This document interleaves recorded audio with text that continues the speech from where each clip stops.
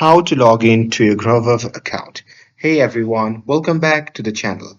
In today's video, I'll show you how to log in to your Grubhub account. So now without further ado, let's get started. So first thing first, open any web browser and now here, once you're inside the web browser, simply click on the search bar and simply search for Grubhub. And now here, once you are on the result page, simply click on the first link and after that, you'll be prompted to the official homepage of Grubhub. So here, once you see the interface like this, just click on the sign in option which can be seen in the top right corner of the screen. And once you click on it, you'll be prompted to the login page.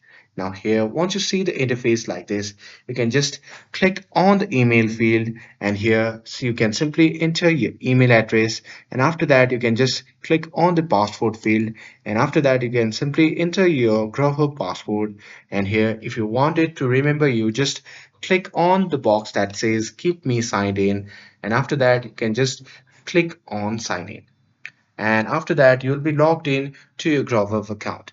And here just in case if you forget your password you can just click on reset password option and after that you can simply follow the on-screen prompts to reset your password. And that's it.